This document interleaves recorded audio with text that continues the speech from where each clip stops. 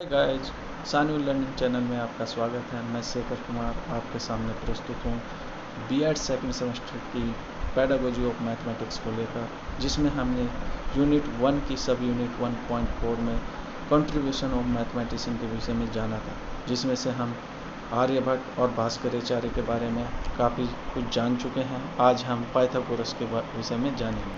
Pythagoras जो थे यूनान के प्राचीन दार्शनिक और मैथमेटिशियन थे। उनके दार्शनिक विचारों के आधार पर जो यूनान में विचार प्रभाव वहाँ पर चला था, उसको पाइथागोरस मत कहा जाता था। 50 वर्ष की आयु में वे इटली के क्रोटोना नामक स्थान पर आकर बस गए थे।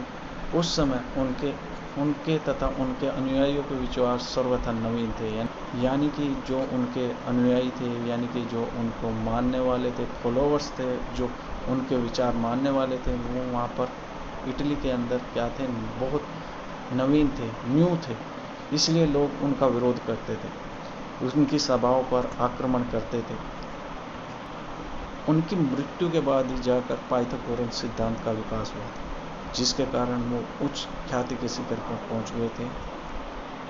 पाइथागोरस के द्वारा एक पाइथागोरस थ्योरम का निर्माण किया गया था, जिसमें यूक्लिडीय ज्योमेट्री में किसी समकोण त्रिभुज में तीनों भुजाओं के बीच एक संबंध बताने वाला प्रमेय है।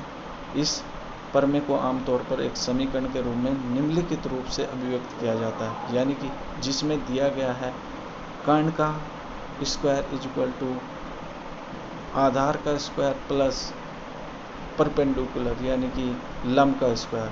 इंग्लिश में बोले तो हाइपोटेनिस का स्क्वायर इक्वल टू बेस का स्क्वायर प्लस परपेंडिकुलर के स्क्वायर के इक्वल होता है,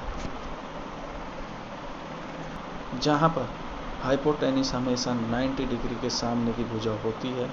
बाकी जो आधार वाली भुजा उसको बेस बोलते हैं, और परपेंडिकुलर वाली भुजा जो है 90 डिग्री के जो आधार के लंबवत होती है।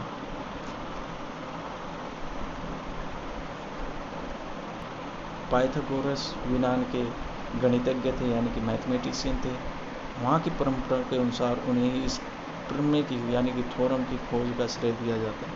हालांकि माना जाता है कि इस प्रमेय की जानकारी इससे पूर्व की तिथियों में भी हमें ज्ञात थी। भारत के प्राचीन ग्रंथ बोधयान सुब्बू सूत्र में यह प्रमेय दिया हुआ है। काफ़ी प्रमाण है कि बेबीलोन के गणितज्ञ भी इस सिद्धांत के बारे में जानते थे, इसलिए इस जो थ्योरम है इसके बोधयान पाइथागोरस थ्योरम भी कहते हैं।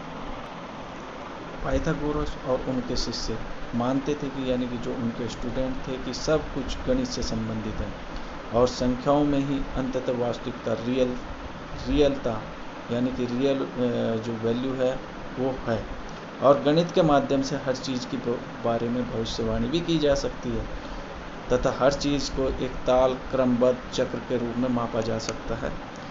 लंबिकस के अनुसार, यानी कि पाइथागोरस लंबिकस एक व्यक्ति थे, उनके अनुसार पाइथागोरस ने कहा है कि संख्या ही विचारों और रूपों का शासक है और देवताओं के राक्षसों का कारण है। ये किसके द्वारा बोला गया था?